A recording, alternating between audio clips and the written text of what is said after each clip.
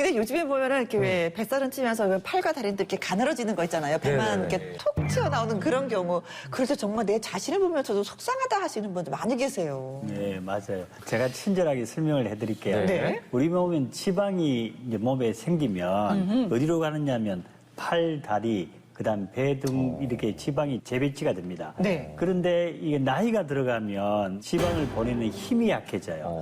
그러면 배에 그냥 축적이 되는 거죠. 멀리 못 가고. 그렇죠.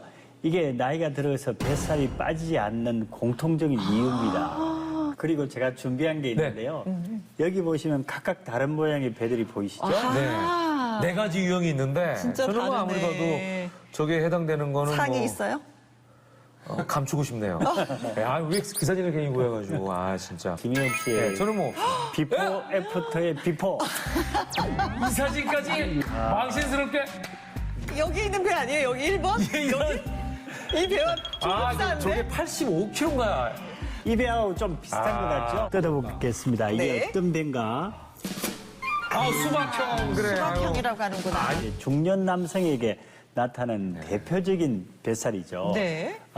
술, 스트레스, 네. 그다음에 나이가 들수록 줄어드는 운동량. 이게 수박형 뱃살의 원인입니다. 네. 그런데 이 세 가지 중에 특히 네. 술이 지방 분해를 방해하는 거예요. 그래서 내장 지방이 쌓이게 되면 이러한 수박형의 뱃살이 되는 겁니다. 이런 수박형의 뱃살은 무엇이 문제인지요? 혹시 닿는 순간 쪼개지나요?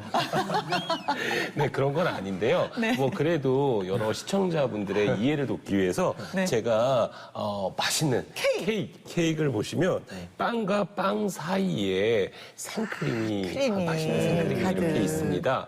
이 생크림을 우리 몸의 지방이라고 생각을 하시면 될 것 같아요. 갑자기 이런 맛있는 케이크의 느낌이 그렇죠. 달라지는데요. 네, 이런 지방이 우리 몸 안의 장기, 예를 들어서 췌장, 간, 심장 사이사이에 쌓인 것을 바로 내장 지방이라고 합니다. 몸에 염증을 일으켜서 심근경색, 그리고 잘 알고 있는 당뇨병 등의 성인 질환이 바로 저런 수박형 뱃살 유형에서 많이 나타납니다. 자, 중년 남성의 대표적인 수박형 제가 살펴봤고요. 다음은 어떤 형입니까? 입니다.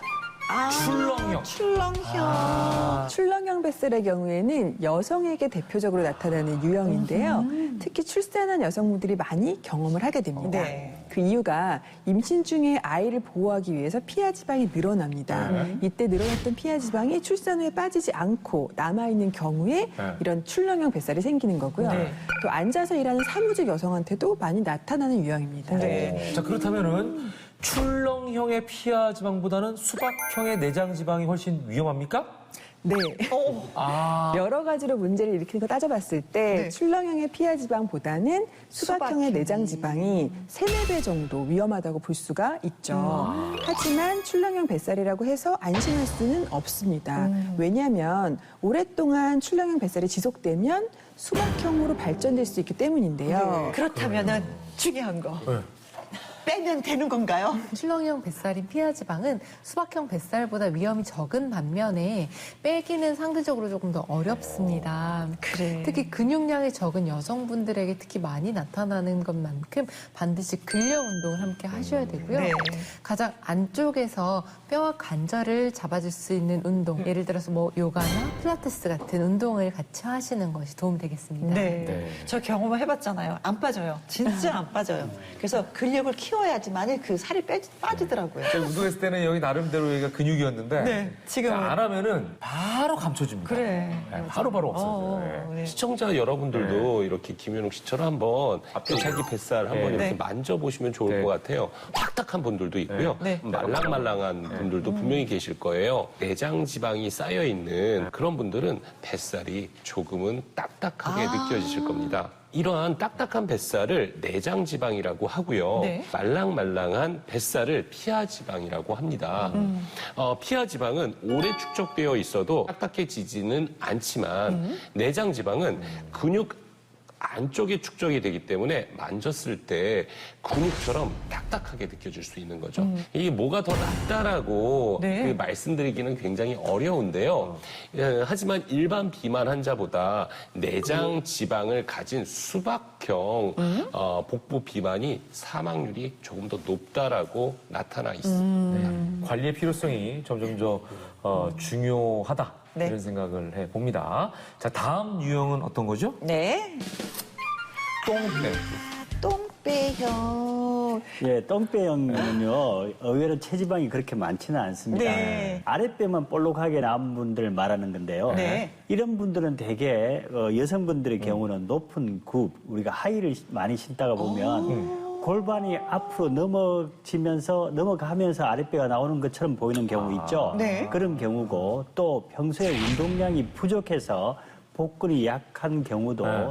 똥배형의 뱃살이 나타날 수도 있습니다. 여성들은 이렇게 높은 구두를 신게 되면 불안하니까 살짝 이 앞으로 좀 이렇게 굽어서 이렇게 걷는 경우가 사실은 있거든요. 그러면서 나오는 똥배일 수도 있다는 얘기네요. 예, 그럴 수도 있습니다. 이렇게 되면 척추에 통증도 있을 수 있고 혈액순환이 저하돼서 하복부에 저린 느낌 이런 게 있을 수도 있습니다. 그래서 평소 스트레칭을 하는 게 도움이 될 것 같습니다. 네, 자세를 바로 좀 하고. 바르게. 예. 자세를 바로 잡고 먼저 고쳐야 될 것들이 있네요. 네. 자, 이제 마지막 하나 남아 있습니다. 이건 너무 좀 징그럽다. 자, 어떤 네. 스타일일까요? 뭐라고 부를까요? 네, 이 요건 유형을? 어떤 유형일까요?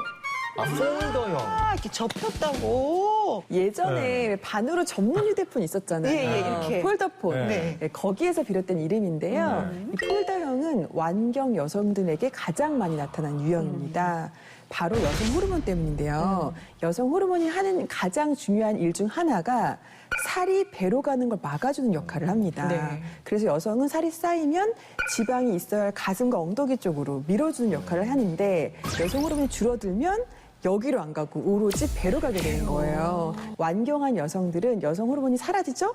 그래서 아랫배도 나오고 윗배도 나오고 이런 폴더형의 뱃살이 되는 겁니다. 그렇다면 이런 폴더형 뱃살이 위험한 이유, 뭐 다 위험하지만 크게 두 가지가 있는데요. 네. 첫 번째는 이런 분들은 대부분이 고도 비만인 경우들이 딱 봐도 많습니다. 제일 살이 많아 보이죠. 왜냐하면 피하 지방과 내장 지방을 모두 가지고 있다라는 이야기인데요. 네. 근육 바깥의 피하 지방과 근육 안쪽에 내장 지방들이 막 혈관을 타고 다니면서 몸속 구석구석에 이 지방들이 문제를 일으키게 되는데요. 이 정상적인 혈관은 뭐 혈관벽도 깨끗하고 쫀쫀하고 뭐 탄력적인데 내장 지방과 피하 지방으로 가득 차 있는 분들의 혈관은 혈액순환도 원활하지 않고요. 당연히 잘 정체가 되겠죠. 그래서 혈관이 좁아지고 심하게는 사망에까지 이룰 수가 있는 것입니다.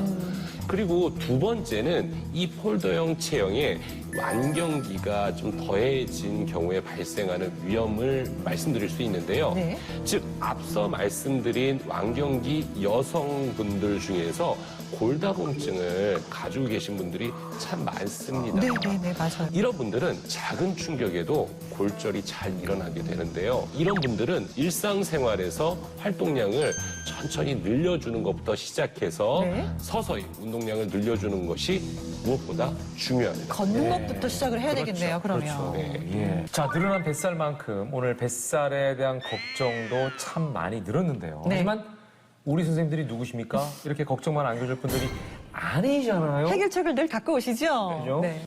제발 의사 말 좀 들으세요. 네. 오늘은요, 실내에서 가능한 유산소 운동이자 뱃살 속 지방을 태워줄 타라타라 운동법을 준비를 했는데요. 네.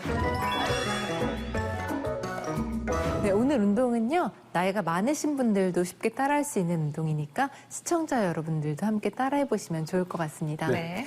먼저 첫 번째 동작은요, 바르게 서서 다리를 골반 넓이로 벌려주세요. 그 다음에 양손을 펼쳐서 어깨 옆에 세워주시고요. 다음으로는 한쪽씩 무릎을 90도로 올리면서 양손을 앞으로 뻗어주시면 되는데요. 이렇게? 네네. 이때 호흡은 양손을 밀 때 내시면 됩니다. 굉장히 잘. 타라. 네, 절대 무리하지는 마시고요. 좌우 무릎을 번갈아 가면서 20회씩 3번 정도 반복을 해주시면 됩니다. 아이고, 친절한 미나리 선생님, 고맙습니다. 예.